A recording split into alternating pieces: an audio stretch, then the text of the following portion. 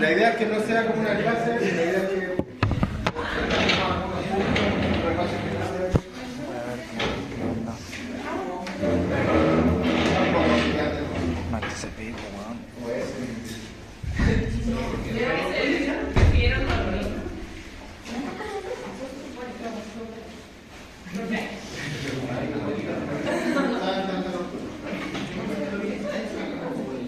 sí, por supuesto, si por algo le dio la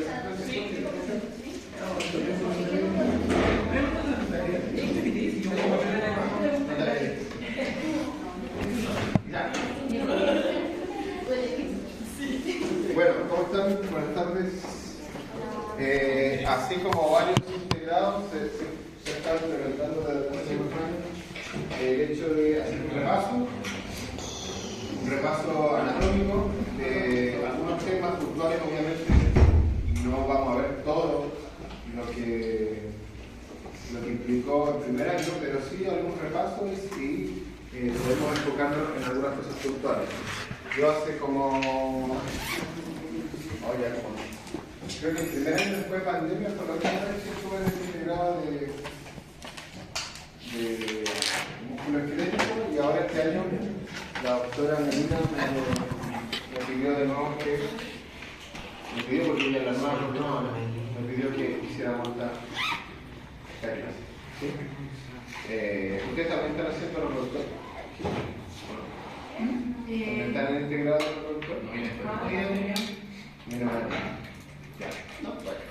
Ok, ahí también me van a... Ya, mira, básicamente yo estaba pensando que podría servirle un poco y obviamente no voy a empezar a decir, mire, el miembro superior está estructurado por tal hueso porque asumo que ya lo saben, por lo menos ya lo tienen, ¿ya? ¿Hay cosas que se acuerden o que quieran comentar un poco más que otras? Les pregunto. Insisto, esto es como una clase, pero tampoco está en clase, no quiero que sea una clase tan formal. ¿Ya? Entonces, pienso que uno de los hitos importantes es analizar el hombro. Porque el hombro, desde el punto de vista traumatológico, es complejo, tiene mayor movilidad. ¿Sí? ¿Se acuerdan más o menos qué articulaciones eran las que estaban involucradas? ¿Qué huesos primero estaban involucrados? En el hombro, la escápula, la clavícula, el húmero y el esternón. No se olviden que la clavícula es el único hueso del miembro superior que toma contacto con el esqueleto axial. Si ustedes recuerdan, hay ciertas articulaciones que tienen un refuerzo ya sea para aumentar la superficie, como los rodetes, ¿se acuerdan? Para completar la forma, como los meniscos que tenían forma de semiluna, que los vamos a ver en rodilla, pero también están los discos que son los mismos meniscos que son completos, ¿sí o no? Entonces, ¿dónde encontramos discos articulares? En la ATN, en la mandíbula, ¿cierto? Y en la esternoclavicular. En la acromioclavicular a veces se puede encontrar un pequeño cartílago, pero no es tan complejo. ¿Dónde más podemos ver un fibrocartílago que está amoldando un poco la articulación? En la muñeca. ¿Se acuerdan que la epífisis distal del radio es más distal que la cabeza de la uña, que el proceso estiloide? Los procesos estiloides tienen una diferencia. Es lo más distal, es el radio. ¿Cómo se comprueba que es más distal?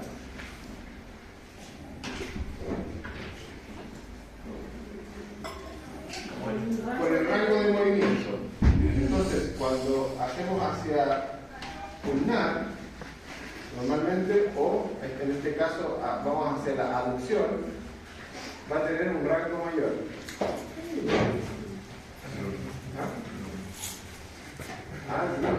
No lo reconocí. ¿Y saludó para entrar? Olvidaron más. Ahí saludó. Ya, entonces acá también hay un fibrocartílago que también es importante, sobre todo en las caídas. ¿Ya? Vamos a ver eso. Volvamos al otro. Entonces, acá hay un disco. ¿Y por qué hay un disco acá? Porque los discos o meniscos, además de completar la forma, necesitan, acuérdense, necesitan o están ahí para poder soportar un poco más las presiones. Los meniscos de la rodilla lo que hacen básicamente, además de completar los planos que son los planos tibiales, que son las superficies tibiales, también ayudan a soportar el peso del cuerpo. O sea, todos los impactos que son de la rodilla hacia arriba recaen en la rodilla, en los meniscos. Y como son fibrocartílagos con un componente bastante alto de cartílago hialino, son fáciles de romper. ¿Ya? Se rompen. ¿Cómo se rompe el menisco? ¿Les enseñaron todavía? No. Con rotaciones, por torsiones. ¿Sí? A diferencia del antebrazo, acuérdense que la pierna no está diseñada para generar cronosuminación, pero hay un cierto grado de rotación. Eso está descrito, lo van a ver ustedes. ¿Sí? Pero si eso se pasa, sobre todo en deportes que usan zapatos con accesorios abajo, como toperoles, clavos, dientes, ¿sí? Dientes me refiero a los zapatos de béisbol, a los zapatos de golf, los de atletismo tienen clavos, ¿sí? Los de fútbol tienen toperoles. ¿Qué pasa aquí?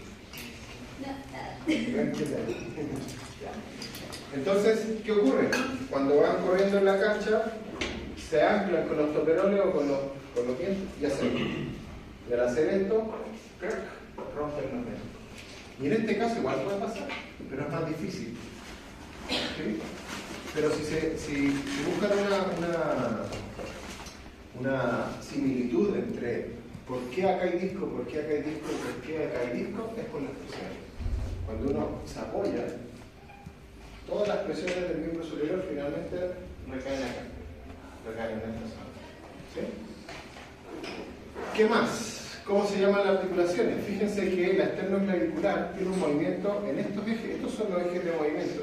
Esto no lo mostré en primero porque tal vez no iban a pescarlo. Pero en este rato, ahora sí les sirve, ¿ya? Más o menos cuál es el desplazamiento y cómo se denota ese desplazamiento de la esternoclavicular, moviendo los hombros en círculos, que en realidad no son círculos, son elipses. ¿Sí? Son elipses. Eso también después les van a enseñar a evaluar el hombro, si un hombro está más caído, más hacia adelante. Acuérdense que esta articulación depende de los músculos para su estabilización. Si hay mucho desarrollo anterior, las personas tienden a andar con los hombros en, ¿cómo se llama este movimiento? Protracción. Protracción. ¿Sí? Para eso hay que ejercitar la parte posterior, los músculos del dorso, para llevar hacia la posición anatómica, que básicamente es la retracción. Pero la clavícula, ahora les voy a enseñar que además de eso, si se fijan, tiene un movimiento así. La clavícula no solamente hace esto, no solamente hace eso, sino que también hace este movimiento. ¿En qué minuto hace este movimiento? ¿En qué minuto hace este movimiento? Si tenemos el movimiento así, ¿cierto? Cuando uno quiere hacer más arriba, quiere adelantarse, ¿cómo se llama este movimiento? ¿Se acuerdan? No, ese no. O hacia atrás. Esa que está haciendo ahora. Anteflexión. Que básicamente es la flexión con la protracción unidos. Pero cuando me paso del plano horizontal, la clavícula al hacer esto también hace eso. O sea, hace esto y la clavícula se levanta. Y al revés, cuando hago esto, la retropulsión, la clavícula baja, se va hacia atrás y hace esto. ¿Sí? ¿Qué más del hombro? Dijimos que era inestable. ¿Qué articulaciones tenemos involucradas? Acuérdense que está la esternoclavicular, la acromioclavicular que es plana, esta es de encaje recíproco, y tenemos una articulación que es básicamente funcional, que no es más que el deslizamiento, en este caso del subescapular, la fascia del subescapular con la fascia del tórax. ¿Sí? Que permite que las escápulas suban hagan esto, cuando uno hace eso, hacer esto, ¿cierto? La protracción y la retracción, pero además hace otro movimiento que es este. Y ese movimiento se llama báscula, y ahí cambia el eje parte acá, y hace esto, hace una báscula, hace como un movimiento en pivote. ¿Y para qué hace ese movimiento? ¿Para qué hace ese movimiento? Para que uno pueda seguir levantando. Para que uno pueda seguir levantando. Vamos a ver después que aquí, entre el acromion, si se acuerdan, entre el acromion y el coracoide hay un ligamento que se llama acromial. Y ese ligamento encaja al húmero cuando nos pasamos de la horizontal. ¿Sí? Y al pasarnos de la horizontal, la escápula también se ancla. ¿Cómo lo pueden comprobar? Es fácil, ¿sí? Acuérdense que hay un punto palpable, uno de los tres ángulos que es palpable, que es el ángulo inferior, que se denomina el ángulo de la escápula. Si se palpan los que puedan, sin esto, pálpense ahí. Entonces, para subir, haciendo una abducción, obviamente los primeros grados. Si se dan cuenta, aquí se sigue palpando el ángulo, ¿cierto? Pero vamos a llegar a los 90 grados. Se nos escapa, ¿cierto? No entiendo. Ahora vamos a subir un poco más. Y vamos a cambiar esta mano y nos vamos a poner justo acá abajo. Y ahí está la aquí arriba. Justo debajo de la fosa axilar. Ahí está la ¿sí? Ahora, ¿se acuerdan los músculos del manguito rotador? Uno de los grandes problemas cuando hay atrapamiento, cuando hay pinzamiento en el espacio que queda entre el húmero y el acromion es este pinzamiento. A veces hay una inflamación de una bursa que se llama bursitis subacromial, ¿sí? Y eso presiona el tendón del supraespinoso, o a veces se lesiona el tendón del supraespinoso. Yo sé que les van a enseñar a evaluar, pero ya les digo que solo palpando debajo del acromion, si eso genera dolor, puede ser o el tendón o la bursa. ¿Y cómo se descarta la bursa? ¿O cómo se descarta el músculo? Pidiendo a la persona que levante algo o que haga este movimiento. Cuando las personas no pueden hacer este movimiento que genera dolor, es porque es el supraespinoso. Es lo más probable. Después le van a enseñar más, obviamente, más técnicas clínicas. ¿Por qué? Porque el supraespinoso hace los primeros grados de la abducción. Después de los primeros 15 o 20 grados, recién se acopla el trapecio y se acopla el deltoides. ¿Sí? Entonces, por ejemplo, si alguien les pregunta o alguien les dice que le duele el hombro, ustedes simplemente hacen resistencia aquí nomás y dicen, abren los brazos. No le hacen una abducción. Si le duele hacer esto, es porque está el tendón presionado. Por lo tanto, es una articulación ultra dependiente de los músculos. Entonces, los músculos pasan a ser ligamentos. El ligamento, recuerden que el concepto de ligamento es ligar. ¿Sí? Entonces, los músculos hacen de ligamentos y se denominan ligamentos activos. ¿Cuál es el problema en el hombro? Que el hombro, ¿cuántos músculos tenía? Más de 16, 18, 20 músculos. Y basta que un par de músculos estén en desequilibrio para generar un movimiento inadecuado y dolor, pinzamiento o lo que sea. Entonces, en traumatología, el hombro es súper difícil de tratar. Por el tema de los ligamentos activos, que básicamente son los músculos. Pueden interrumpir y preguntar lo que quieran. Si lo sé, lo contesto, si no lo sé, les diré que no. ¿Ya? Pero la idea es que hagamos una conversación aquí. Músculos del manguito rotador. Esos son los principales coaptadores. La palabra coaptar significa que mantiene en su posición a la cabeza del húmero con la fosa glenoidea de la escápula. Por lo tanto, cuando el húmero se mueve, lo que hace el manguito rotador es esto. Coapta, mantiene pegado, básicamente, en la cabeza del húmero a la escápula. Y fíjense acá. ¿Ven eso que está ahí? Esa es la bursa o la bolsa sinovial. Yo se la enseñé con el nombre anatómico, la bolsa sinovial. La bursa subacromial. Bursitis subacromialis son muy frecuentes, ¿ya? Para que lo tengan en consideración. Ahí está un poco abierta la bolsa, en este caso esta es la bolsa que está debajo del deltoides, la bolsa subdeltoides, y esa es la subacromial.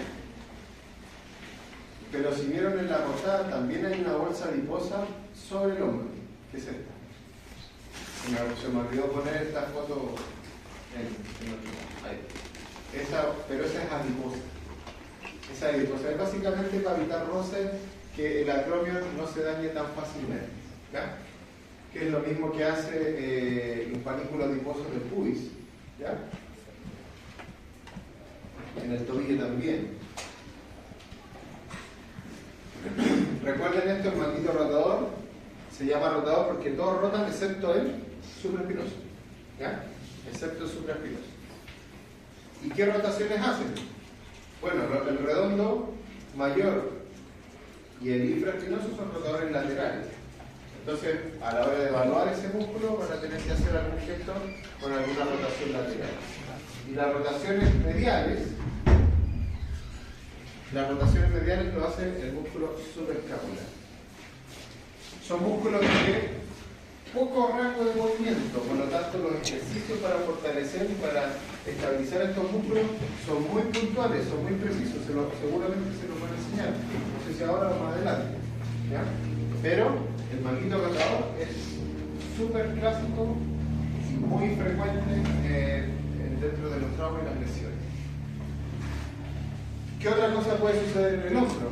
Pueden haber atrapamientos vasculares, ¿ya? Y esos atrapamientos vasculares básicamente se dan por luxación, ¿ya? La luxación, ¿qué lo que era? Era la pérdida de la continuidad de la articulación. La tendencia es que si hay una fractura de clavícula, por ejemplo, la clavícula al romperse hace que el peso del miembro superior caiga. Y la otra inserción es que está ligada al esternocleido, que está ligada al trapecio, hace que suba. Entonces finalmente la clavícula se fractura. Apenas se fractura, pierde continuidad. ¿Cuál es el gran problema de la clavícula? ¿Cómo la reparamos? ¿Cómo se repara la clavícula? Puede ser placas, ¿sí? Pero nunca puede ser una cosa.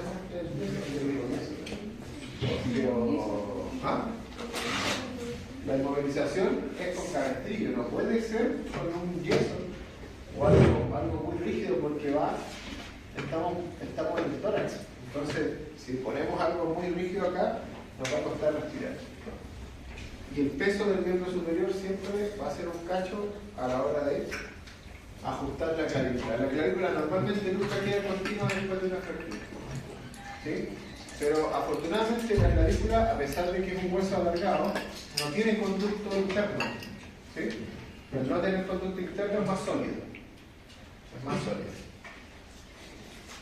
Fracturas en recién nacidos se denominan fracturas en tallo verde, que es cuando traccionan al bebé para sacarlo del parto y le fracturan la clavícula. Pero la clavícula, una clavícula joven, todavía no está completamente consolidada, por lo tanto no se fractura así, se fractura como se deshilacha, igual que una planta joven, una planta verde, un tallo verde, por eso se llama así, tallo verde. Recuerden que por el hombro también pasa la parte inferior del hombro, que es la fosa axilar, y por la fosa axilar pasan los principales vasos que van al nivel superior, pasa el plexo braquial. ¿Okay? ¿Qué otra cosa? Recuerden que esto es el cuello anatómico y esto es el cuello quirúrgico. El cuello quirúrgico normalmente debería estar debajo de las circunflejas y del nervio axilar, ¿ya? De las arterias circunflejas. Debería estar acá. ¿Por qué se hace acá y no acá arriba? ¿Se acuerdan? Para mantener los muñones, ¿cierto? Los fragmentos de la inserción muscular y así poder poner alguna prótesis. Algo que no lo comenté mucho en su momento es que cuando uno traza un eje de la cabeza y el cuello del húmero y la diáfisis, va a generar un ángulo que está entre los 130 y los 135 grados. ¿Sí? Eso se denomina el ángulo de inclinación. Ángulo de inclinación. Pero si tomamos las epífisis y miramos al hueso, no sé, creo que esto lo hice, hay una cierta torsión entre las dos epífisis. ¿Sí? Si juntamos imaginariamente los cóndilos más la cabeza, nos va a quedar un ángulo. Ese ángulo se denomina el ángulo de torsión. ¿Ya? El ángulo de torsión. ¿Y cómo se evidencia eso? En la diáfisis, en el canal de torsión. Ese canal de torsión también se conoce con el nombre de canal del nervio radial. Muy importante el nervio radial, ¿por qué? ¿Se acuerdan qué hacía el nervio radial? Eduardo, te veo con sueño. Sí, la verdad es que sí. A ver, ¿qué hacía el nervio radial? ¿Qué hacía el nervio radial? Uy, no me acuerdo. ¿Qué hace el nervio radial? ¿Quién se acuerda? La radial inervaba los músculos posteriores, entonces la arteria o sea, la arteria se va por el canal. Pero, ya, dos cosas. Primero, hay un nervio que pasa por ese canal de torsión. Por lo tanto, le cambia el nombre y se llama canal del nervio radial. Punto, ¿cierto? Bien. Como en algún momento les dije que las arterias siempre son amigas de los nervios, hay una arteria que acompaña, pero no es la arteria principal. ¿Cuál es la arteria principal del brazo? La arteria braquial. Y al igual que la femoral, la arteria braquial emite una rama que tiene el mismo nombre pero es más profunda, o sea, la braquial profunda. En este caso, se va por posterior. ¿Cuál es el conflicto en el trauma? ¿Cuál es el conflicto en el trauma? Que si hay una fractura o hay una lesión de la diáfisis, lo más probable es que o lesiona o corta el nervio, o lesiona o corta la arteria, o ambas. Todo depende del grado. ¿Sí? El grado de trauma. Y eso es complicado, ¿por qué? Porque si se daña el nervio radial es la parte posterior del plexo. El plexo braquial, recuerden que es de C5, C6, C7, C8 y T1. Por tanto, son altos nervios que se distribuyen hacia el plexo y se van por posterior, formando el fascículo posterior que genera al nervio radial. ¿Y a quién más?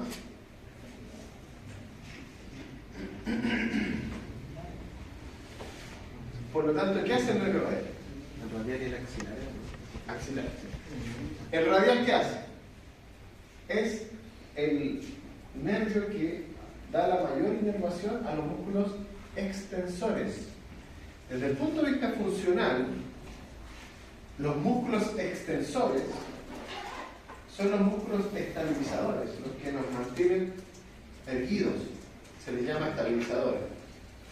Y los flexores les llaman los músculos de la extensión. Eso es un concepto bien funcional.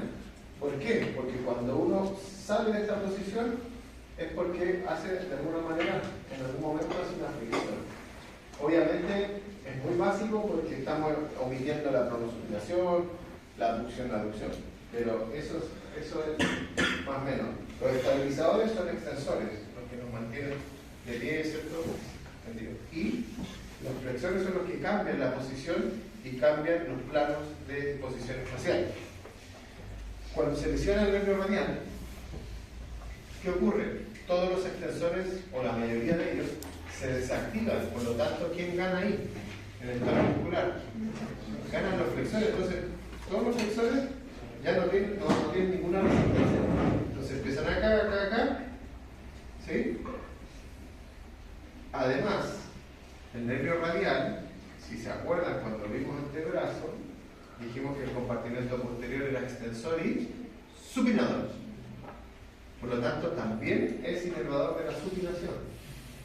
¿Qué quiere decir eso? Que si el nervio radial se lesiona a esta altura, que es casi toda la inervación que viene abajo, la persona va a tener la mano así, como una línea de pollo. Con extensión, van a ganar la flexión, va a ganar la flexión y va a ganar la pronación. Y la persona va a quedar así. ¿Sí? Cuando hay parálisis del nervio radial. Después le van a decir cómo se llama ese símbolo. Y no se llama de la línea de pollo. Ese es un ejemplo.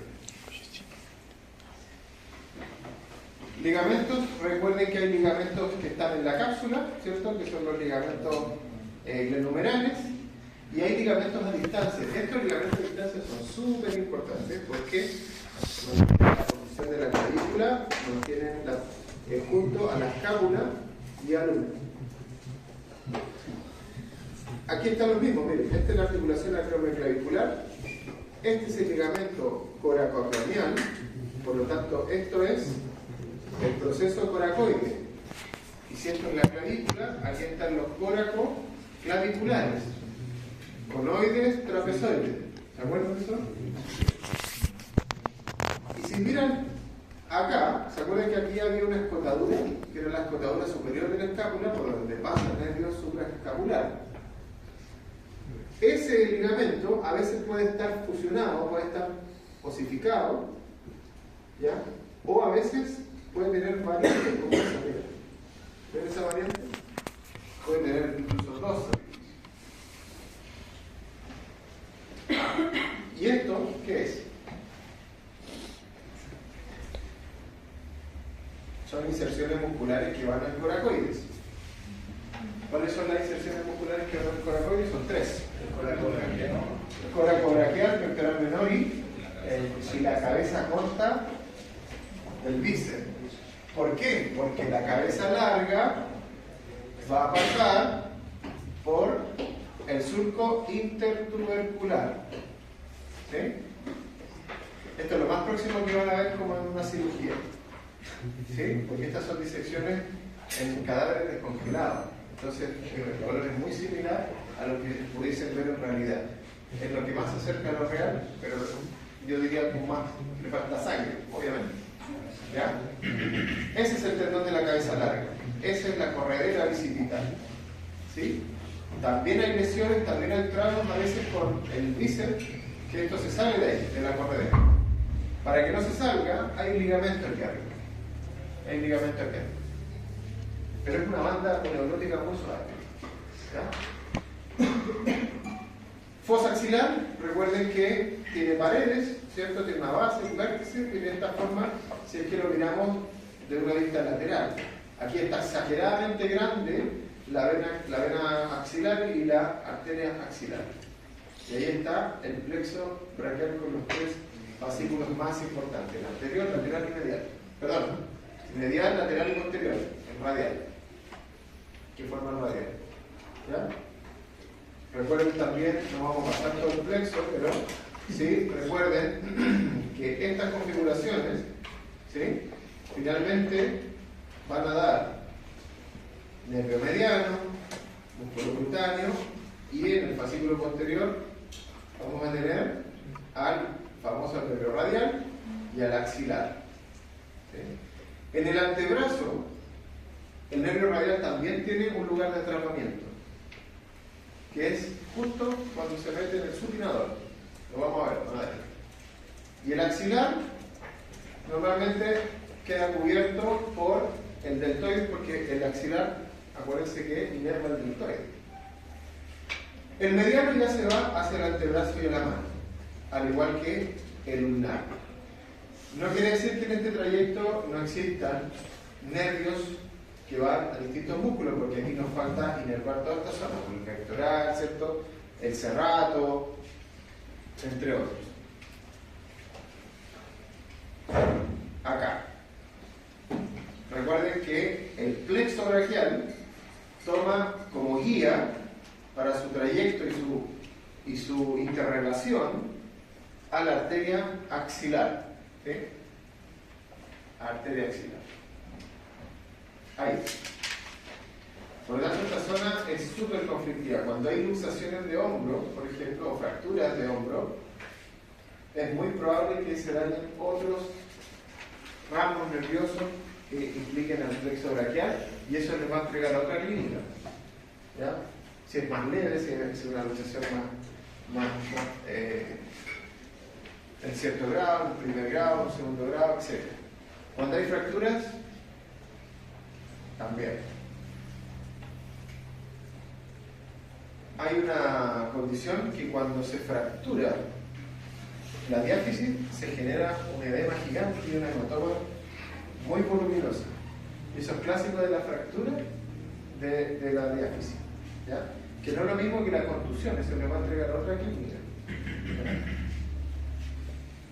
El surco bicipital también recuerden que es un área donde uno puede palpar y puede sentir el pulso, ¿ya? Pulso bicipital.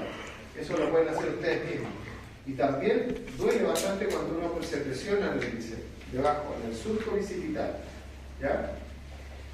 Y quiero que se fijen y recuerden que cuando nos vamos por medial, se va el nervio mediano, se mete a la fosa cubital y el nervio ulnar se relaciona directamente con el epicóndilo medial del húmero, pasando por detrás, formando el canal del nervio ulnar, que también cuando hay contusiones, cuando hay golpes en el codo, lo más probable es que se dañe el nervio ulnar.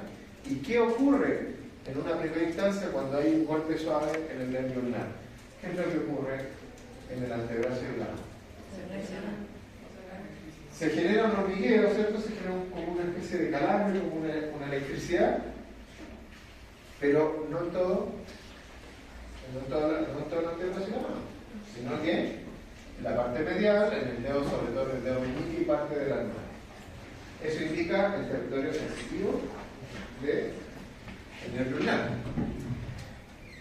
Vamos a ver que el nervio ulnar también pasa por el canal del carpo, pero no pasa dentro del canal del carpo, pasa por un canal específico, propio, que está al lado del pisiforme. Por lo tanto, cuando las personas se caen y se fracturan el pisiforme, también pueden generar un daño en este canal de Guyot. ¿Se acuerdan del canal de Guyot? O canal del nervio ulnar. Por acá, que también es muy frecuente cuando las personas caen y apoyan las manos. Se cargan hacia su parte medial de la mano, se fractura él. Si se cargan más hacia el pulgar, se fractura el escafoides. ¿Sí? ¿Se acuerdan que el escafoide tiene un gran problema? ¿Cuál era el problema del escafoide? Que al ser con la forma de una cucharita, ¿cierto? El escafoide tiene una irrigación unilateral. Entonces la mitad que queda sin irrigación normalmente se puede necrosar. ¿Cierto, Julián? Caídas frecuentes de fractura de escafoide. ¿Cuáles? En patines, en skate, en bicicleta. ¿Ya? ¿Y qué ocurre con las personas de avanzada edad cuando se caen?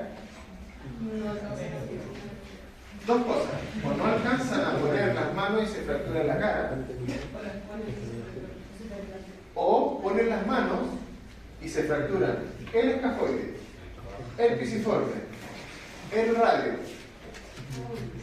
o a veces el radio y la uno.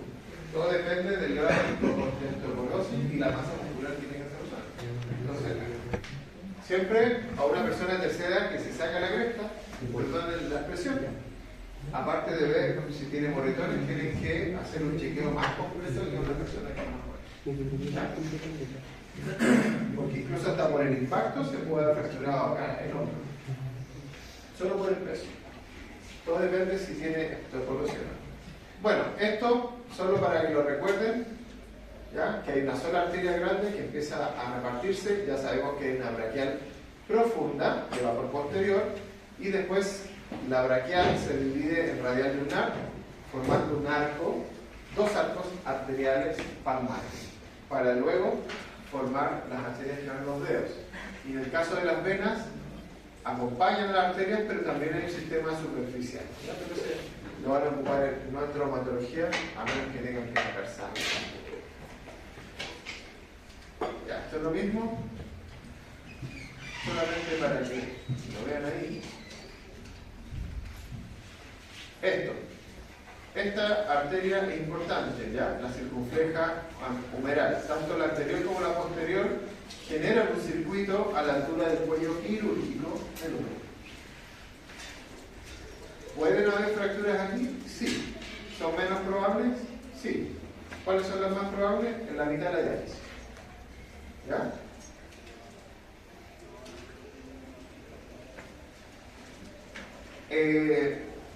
¿Cuál es la posibilidad o en qué situación se podría, Sergio, en qué situación se podría fracturar la escápula? Si no se fractura la escápula.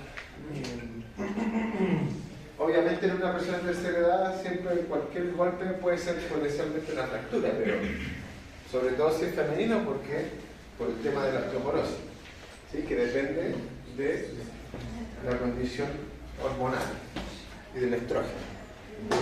¿En qué minuto se puede fracturar una escápula?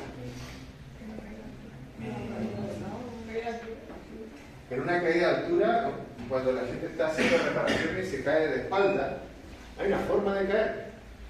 De hecho, ustedes si trabajan con personas de la tercera edad con cierto nivel de osteoporosis, les van a enseñar a caer, tienen que enseñarles a caer al abuelito. Hay formas de caer. No, porque si caen de codo, como decirlo, se van a fracturar el coxis. La fractura del coxis es más compleja. No, tienen que poner las manos. Las personas cuando se caen es apoyar la mayor parte y poner la mano, como un arte marcial. Pero si no saben caer, se caen de espalda. Entonces, o se fracturan la escápula o se fracturan las costillas. ¿Ya? Y ahí la clínica va a ser distinta, pero los dos generan un dolor agudo al respirar. Muy agudo. No sirve como traspasar la energía del golpe, o sea, por ejemplo, con una rotación, o sea, por ejemplo, el brazo, sí, se puede. Se puede, sí, de hecho también, pero a ver, seamos sinceros, las caídas son una mentira. A menos que ya sabéis que alguien te va a botar, tú vas a rodar y se puede. A menos que una persona se caiga como en 3 pasos, pasa eso, ¿no? Sí. Como que va cayendo. Ya, esas caídas se puede hacer con el giro. Pero si no, poner la mano, caer con las manos. Por eso es importante que los niños la den, porque ahí aprenden el efecto de la caída, se van a estar con esta. Ya, esta es la inervación sensitiva. Y, miren, más o menos, para que se hagan una idea, este es el trayecto del nervio radial. ¿Ya? A nivel del antebrazo, el nervio radial se mete entre medio de los dos fascículos que tiene el supinador. El músculo supinador es un músculo que abraza a la ulna, perdón, al radio, pero no lo abraza de esta forma, lo abraza, es como que hace una hoja doble y lo abraza. ¿Cómo podría ser? La cosa es que queda enrollado así.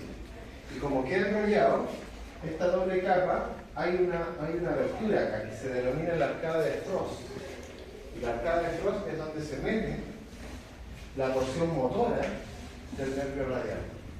Por lo tanto, cuando hay lesiones del supinador, cuando hay problemas en el supinador, también puede traer consecuencias al resto de músculos extensores.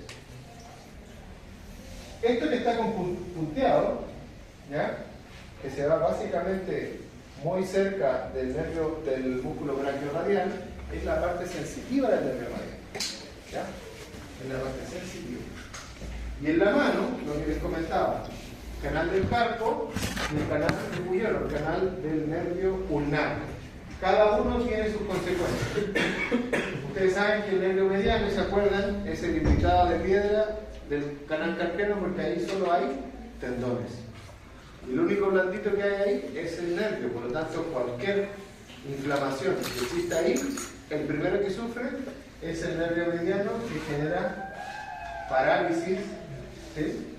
Genera parálisis o genera alguna pérdida de la sensibilidad.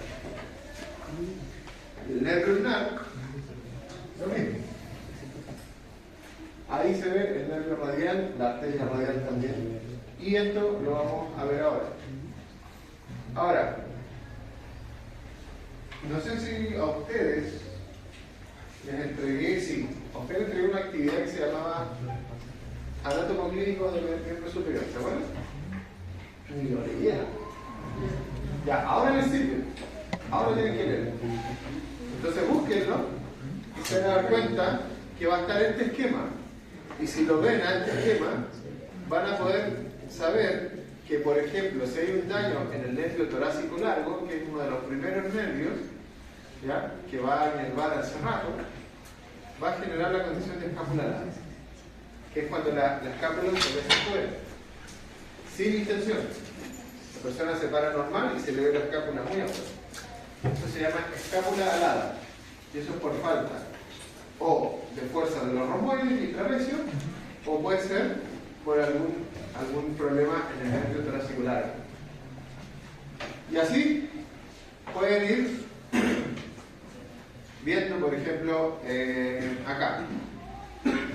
Fascículo posterior, dijimos que era el nervio radial, y eso genera esta condición, la mano caída. Ahí, lo que les dije yo, mano caída. No se llama ala de pollo. Pero si es específico del nervio radial, puede ser la parálisis del sábado por la noche. ¿Por qué se llama la parálisis del sábado por la noche? Porque la gente se queda dormida en las bancas de la plaza y se comprime acá, pero no se comprime el nervio axilar, que es distinto a lo que ocurre cuando hay un daño acá arriba. Cuando el nervio axilar no se daña, aparece otra clínica que se llama como el síndrome del sábado por la noche. Y la gente, claro, tiene otra. Es parecida en todo caso, parecida. Siempre va hacia los extensores. Siempre va hacia los. Pero no entendí esa. ¿Ah? ¿Cómo es la? Lo que pasa es que el nervio axilar llega hasta acá, porque inerva el deltoide.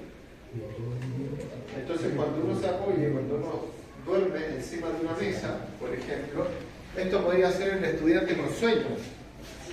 Una vez me encontré un Instagram que salen todos durmiendo. Esa, a veces uno duerme y pone la mano así, ¿sí? Y se queda con el borde de la mesa, se apoya ahí. Al apoyarse, lo que ocurre es que se comprime el nervio y empiezan las dificultades en los músculos extensores, excepto el deltoide. ¿Entienden? Disminución de la función del pulgar. Mano al predicador, cuando hay una lesión en el nervio mediano. Así, en serio. Después está la mano en garra, que la gente queda así. ¿Sí? Hay otro síndrome que tiene que ver con el acortamiento de las vainas, del diputrel, o difuso, como quieran decir. La mano en garra, músculo intrínseco de la mano, nervio ulnar. ¿Ya? Entonces es importante, después que lo van viendo, por eso que lean esa actividad que les di el primer año, que no la leyeron nunca porque no se la evalué. Yo sabía que no le iban a leer, pero ahora. ¿Sí está? Sí está. Yo lo tengo, pero no está en el dibujo. ¿Es que esa no es? No, querido, ese es la diadontía. Se llama datos anatomoclínicos del miembro superior. No, perdón, correlación anatomoclínica del miembro superior. Si no se las mandé, se las mandé. Por favor.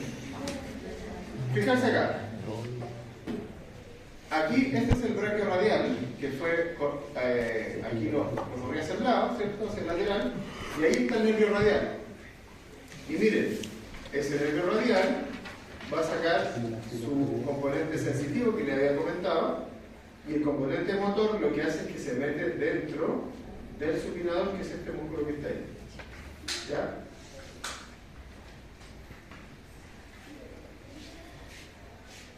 ¿Nadie tiene papel acá? ¿Tiene una hojita? ¿Dame una hojita más? Prendeme la luz, Juan.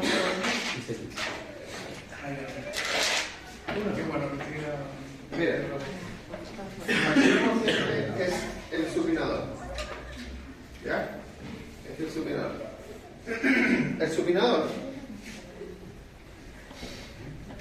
el supinador se envuelve y se enrolla en el radio para poder girarlo.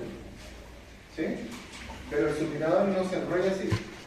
Si este es el supinador no se enrolla así. Sino que se enrolla así.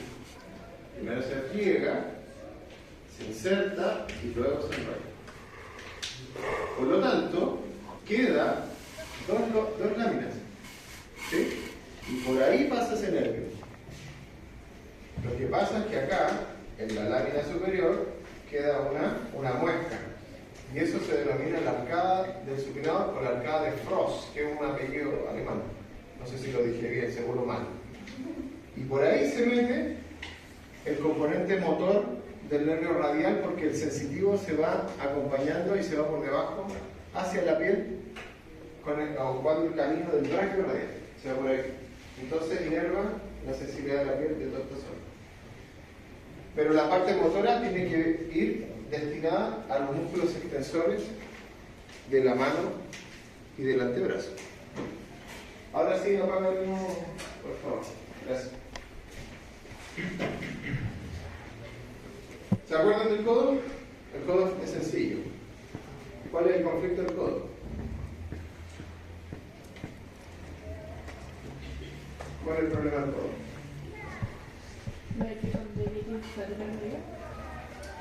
El codo lo que tiene es que hacer, bueno, es una articulación bastante sencilla. ¿Sí? Estropiar, flexo, extensión y punto.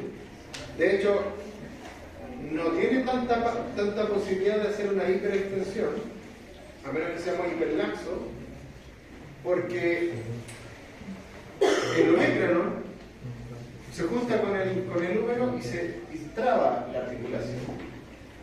Pero el húmero tiene epicóndilos y desde los epicóndilos nacen muchos músculos que van hacia el antebrazo. ¿Sí? Por lo tanto, del epicóndilo medial salen flexores y pronadores, y del epicóndilo lateral salen extensores y supinadores. Cuando hay exceso de movimiento o cuando hay una sobrecarga de estos movimientos, se generan las epicondilitis, ¿ya? Que son distintas, la lateral de la medial. Normalmente en clínica tienen distintos nombres. Otro problema es el síndrome del codo tenista, pero ese codo tenista básicamente es un problema en el supinador. Y ahí hay un tema anatómico con el supinador.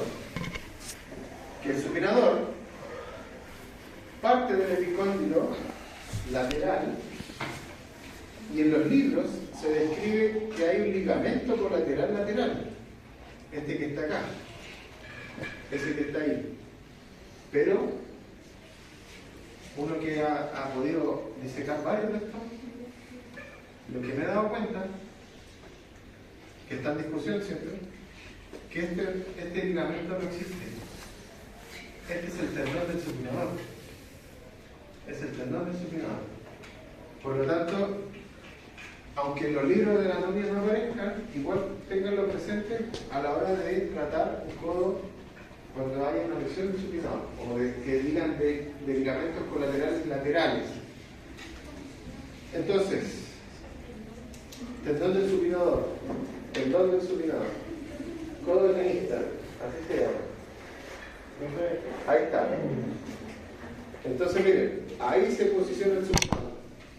Y el ligamento se describe acá, pero ese ligamento no existe. Ese, miren. Ese que está ahí. Este sí. El medial, colateral medial, sí. De hecho tiene forma deltoidea, es como un abanico. ¿Ya? Tiene una porción, incluso esta porción se llama la porción transversa. Pero este ligamento, si se fijan, tampoco lo dibujan, incluso ahí lo dibujan medio distinto. Pero para eso hay que disecarlo. Y no sé si puse la foto, ahí está. Fíjense. ¿Se entiende la disección, no? Así. Este es el epicóndilo lateral.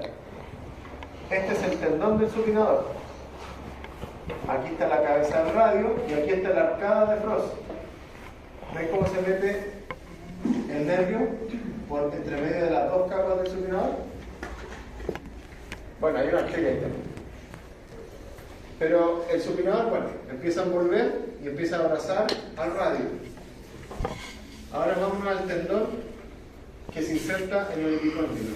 Si le hacemos un zoom, eso es lo que está rosado es la cápsula y esto es la cápsula y eso que está con azul está demarcando el límite del ligamento anular, que es ese que va ahí. ¿Sí? Por lo tanto,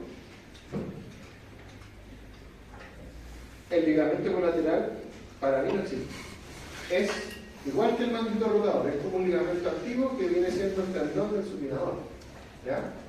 Y eso te cambia la clínica, porque no es lo mismo tratar un tendón que tratar un ligamento. ¿Ya? Así que, ojo ahí, ojo bien. Acá lo mismo. Acuérdense que hay una expansión aponeurológica del miembro superior. Pronosupinación, ligamentos, ya lo vimos, ¿cierto? Aquí. Llegamos al extremo distal del antebrazo y aquí aparece esto. Dijimos que si ponemos una línea horizontal acá, el proceso estiloide radial es más distal que el proceso estiloide ulnar. Por lo tanto, tiene que haber una compensación acá. Y esa compensación lo hace, acá le ponen disco, pero en realidad no es un disco, es como una cuña. Es como un triángulo cartilaginoso. ¿Ya? Ahí están de qué manera se forma o cómo se desplaza en la supinación, el extremo distal. Ahí está el radio, se desplaza de esta forma. Ahí está el sistema pronosupinador. Recuerden que también hay músculos accesorios para la supinación. ¿Cuáles son ellos? El braquiorradial. ¿Dónde puse supinación? Ahí. El braquiorradial y la extensión aponeurótica del bíceps, que es esta. Y acá creo que también salía. Ahí está. Ese. Eso también cambia la función del bíceps. ¿Ya? La función del bíceps. ¿De qué más se acuerdan? A ver. No se acuerdan de nada, es posible. No mucho. Y que no pescan mucho extremidades. Ni miembro superior ni miembro inferior. Ahora van con propiedad y les dicen a los de primer año, estudia eso, por favor. ¿Ya? De compartimento no voy a hablar porque en realidad no sé si les va a servir mucho, pero tengan en cuenta que hay un compartimento anterior, que es el flexor pronador, y el compartimento posterior, que es el extensor y supinador. Ahí está el recorrido del nervio mediano, el nervio ulnar y el nervio radial, que ya lo analizamos con la arcada y todo eso. Llegamos a la mano y a la muñeca, y fíjense que ahí está la porción cutánea del radial. Y hay una zona donde están los tendones del pulgar, que es este surco triangular que se ve acá. ¿Ya? Si ustedes presionan con el dedo índice, se van a poder sentir el pulso radial también, no solamente aquí. Hagan este movimiento. Primero hagan eso. Descubran ahí la tabaquera anatómica y meten el dedo en presión. Y de ahí relajan la mano. ¿Sienten el pulso? Sí.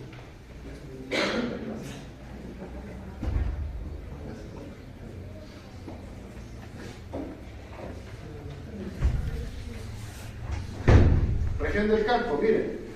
Cuando se ven solo los huesos, se ve este tremendo espacio. Ese espacio estaba menos antes. No, está acá. Ahora bien, ya sabemos que son dos filas. Pongan la atención al escafoides y al pisiforme, ya por el tema de las caídas, y las luxaciones del pulgar al trapecio. El resto pueden olvidarse, pero nunca se olviden del escafoide ni del pisiforme. ¿Ya? Ahí está. ¿Por qué? ¿Por qué? Porque son los más expuestos. El ganchoso también, pero el gancho del ganchoso. Pero ustedes dirán, bueno, aquí se ve, pero no se ve tan expuesto. Claro, porque esta es una visión anterodorsal, ¿no? O palmar dorsal. Pero si lo miramos, bueno, aquí hay un corte, ahí está. Ahí está, ese. Ahí está. ¿Lo ven? Que no es un disco, es un fibrocartílago con forma triangular. Pero es que es muy importante también. Ahí está el escafoide. Está lleno de ligamentos la muñeca, pero la mayoría de las articulaciones son planas, excepto la anular. Y esto es lo que quiero que entiendan, que el carpo no es plano. Cuando uno mira el carpo así, si miramos así la mano, se va a ver así. Entonces, ¿cuáles son los huesos que son más expuestos? Si lo miramos de un corte más proximal como este, vamos a ver el túnel, en realidad se llama canal del carpo, ¿ya? O conducto carpiano. El canal del carpo, pero también se ve el canal de Buñuel. De hecho, también hay un paso para el flexor radial del carpo. Lo que pasa es que aquí, hasta ahí no me llega el tendón, porque por eso se llama del carpo. No pasa la mano. Y acá, el pisiforme. O sea, esto estamos viendo aquí, esta zona de acá. Si nos vamos un poco más hacia adelante, vamos a ver el trapecio, que también está muy expuesto, y vamos a ver el gancho del ganchoso, que es el que termina la parte más distal del conducto carpiano. ¿Ya? Por lo tanto, caídas o golpes, lo más probable es que se fracturen estos huesos. ¿Sí? Por la posición que tiene. ¿Se entiende? Ahí está el canal del carpo. Recuerden que hay un solo nervio que pasa por ahí, que es el mediano, ¿ya? Y pasan la mayor parte de los tendones que van a la mano. Y en el caso del canal del nervio ulnar, va a pasar ¿quién? El nervio ulnar y la arteria ulnar. Así se ve. Así se ve, exactamente. Desde esa posición. Esto es súper importante porque, y acá hay otra cosa que no sale en estas imágenes, pero ¿se acuerdan cómo se llama esta banda que está ahí? Que hace el techo del conducto carpiano. El retináculo flexor, ¿ya? Y ocurre que desde el nervio mediano, sale una pequeña rama que pasa por encima de esto, que es un nervio cutáneo chiquitito que proviene del nervio mediano. Por lo tanto, cuando hacen operaciones de túnel carpiano, ya digamos el túnel carpiano o canal carpiano, normalmente rompen eso.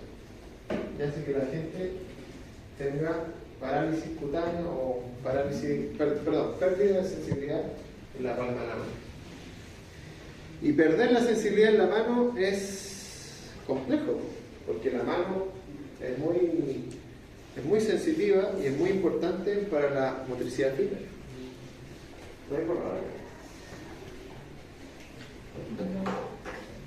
Tampoco. Otro hecho importante, que no lo hablé mucho en primero, son los compartimentos extensores. ¿Ya? Compartimentos extensores. Los compartimentos extensores están protegidos por las vainas sinoviales. ¿Se acuerdan de las vainas sinoviales, cierto? Ya. Entonces, si nos vamos desde el pulgar, vamos a tener el primer y segundo compartimento, que es el típico que se lesiona o que se pinza o que sufre, ¿ya? Y esta condición se denomina la tendinitis de Kerrmania, el que la han visto por ahí. Sí. De ahí viene el segundo, tercero, cuarto, el quinto y el sexto, que es el último que viene acá. ¿Ya? Cada uno de ellos está protegido por vainas, ¿cierto? Y ahí, por ejemplo, en el cuarto compartimento se comparten varios tendones.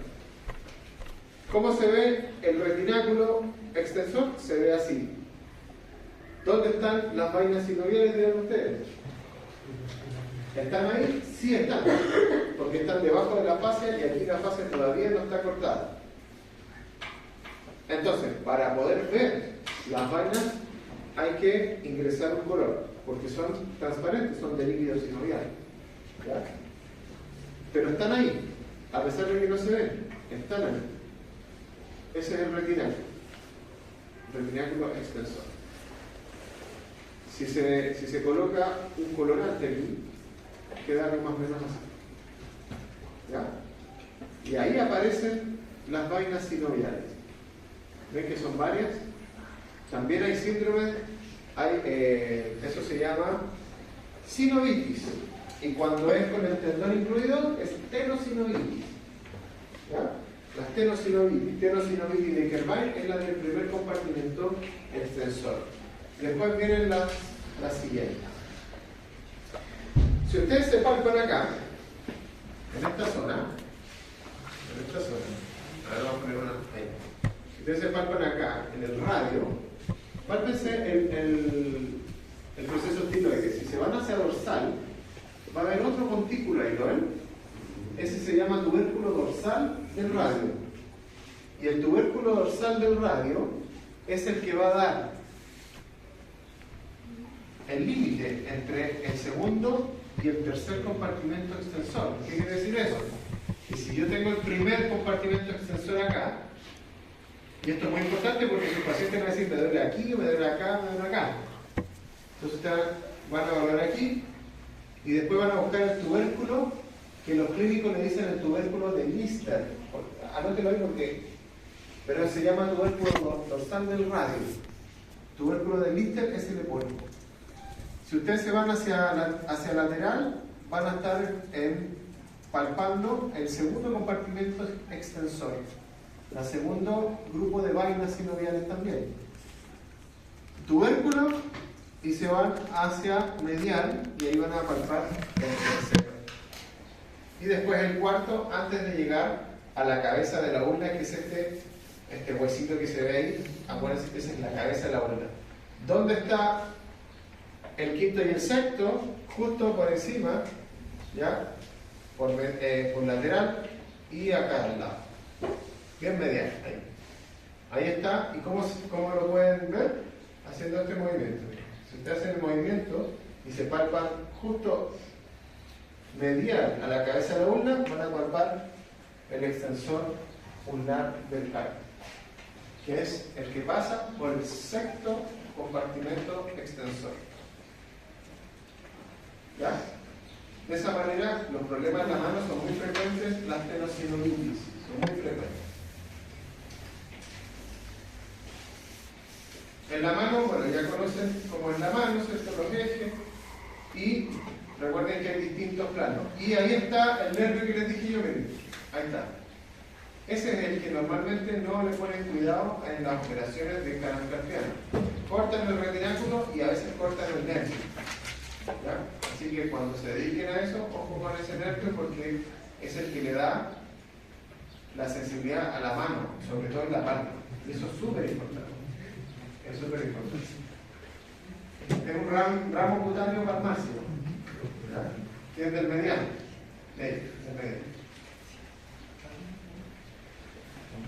Ahí está la fascia palmar, que es más, un poco más compleja.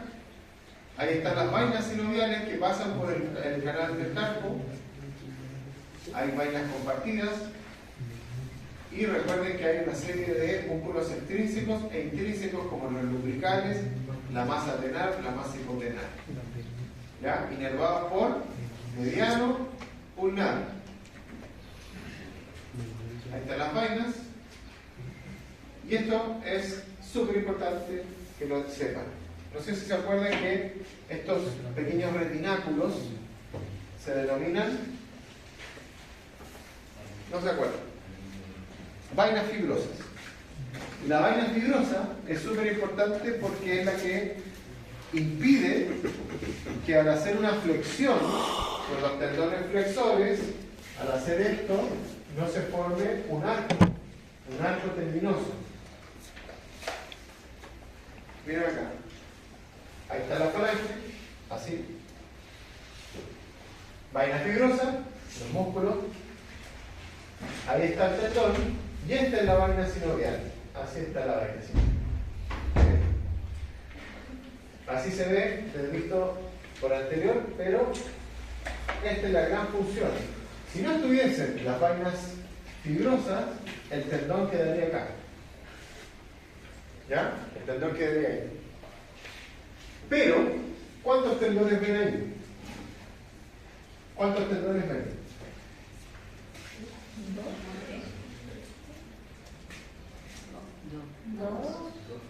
Dos. ¿Cuántos flexores de los dedos hay? Dos.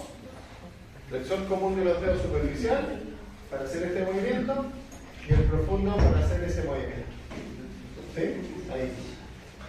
Ese y ese. ¿Qué ocurre? Fíjense acá. El tendón profundo llega a la falange distal. ¿Ya? Llega a la falange distal. Pero, lo voy a dibujar acá. El tendón profundo llega a la falange distal, llega acá. ¿Sí? Pero el tendón flexor superficial, cuando llega acá, se abre. Se abre y deja unos jálagos. ¿Sí? Y llega hasta acá. ¿Cuál es la gracia de eso? Al hacer así, este tendón aplasta el profundo y se genera una tensión y se genera una estabilización de los dedos. Por eso es que es difícil hacer una flexión de la falange distal. Traten de hacerla, hay gente que sí les da, otros que no, pero igual es difícil. ¿Sí? Cuenta, ¿por qué? Porque este tendón bloquea al tendón más profundo. Ahora, ¿cómo se libera eso? Se libera haciendo esto. Al liberar eso, esto se suelta y el tendón de acá permite que se mueva libremente la falange distal. Entonces ahora hagan esto, miren. Hagan eso, y traten de mantener la flexión de la falange distal. No pueden. Es muy difícil. ¿Sí? No se puede. ¿Qué ocurre? Que a veces por ciertas condiciones o por la edad, estos tendones y las vainas fibrosas se acortan. Por lo tanto, ¿qué ocurre? Mira. Ocurre esto. Ocurre que cuando el tendón se quiere deslizar, a veces queda aquí. El tendón se atrapa ahí. Y eso genera que las personas empiezan a girar la mano así. Y eso se llama dedo de gatillo o dedo martillo también. Y eso es porque esto se inflama, o la vaina se inflama, y el tendón no se puede deslizar tranquilamente, o a veces se pilla entre vainas fibrosas y se traba. Dedo martillo, precisamente. Mallet, que es lo que se llama. Y eso también es muy frecuente, sobre todo en personas que tienen mucha actividad en sus manos. Por la inflamación reiterada, ¿ya? Personas que trabajan tecleando, empiezan a generar acortamiento de los dedos, ¿sí? Y eso después conllevan artrosis.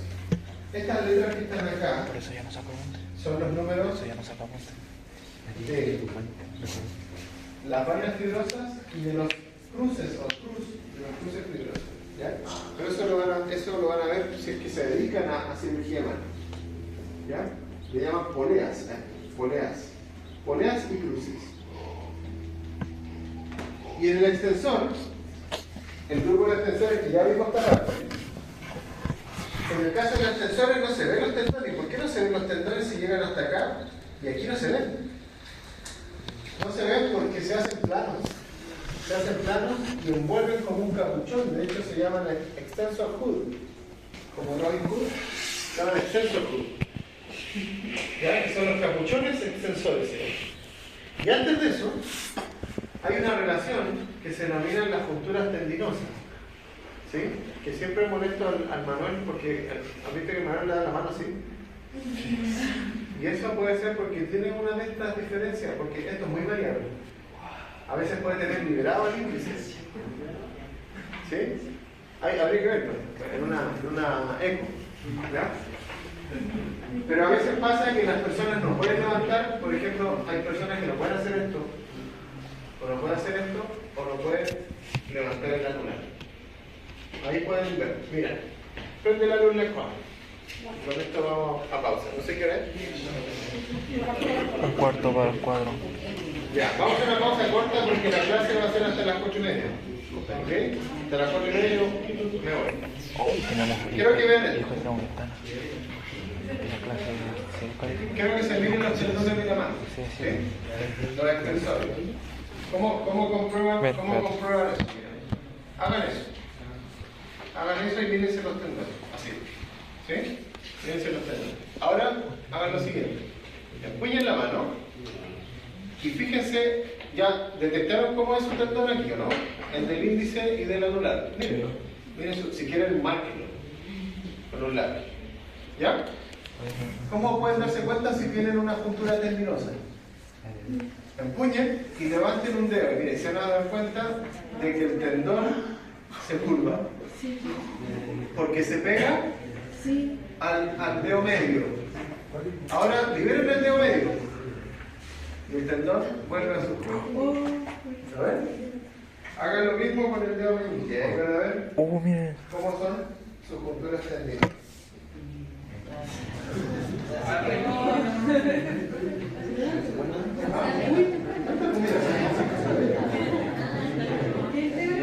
El tendón asiento, mira. El tendón asiento. Oh, qué loco. Se juntan los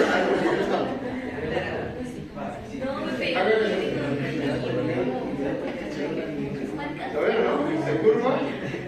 Se curva, pero hay personas que no se curvan.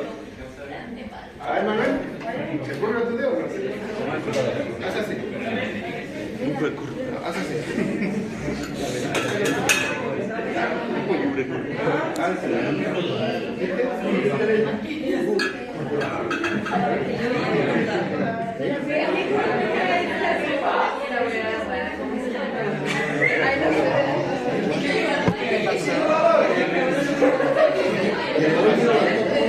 Tienes una cola que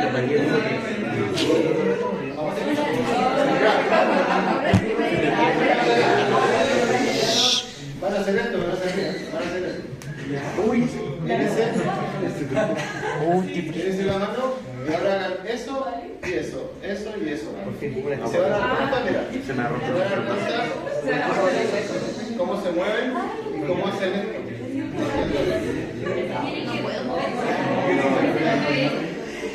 Si se te mueve eso es porque no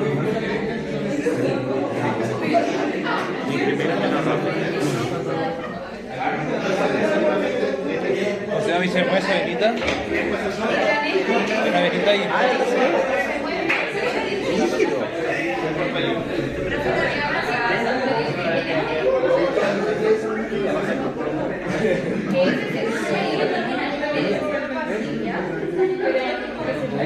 Ya. Si no se curva así es porque... Miren, a veces esas junturas tendinosas pueden ser una banda de este tipo, hace. que nos une así. Papi. Y radiología, it's over. No sé si vieron la mano que estaba acá, mira.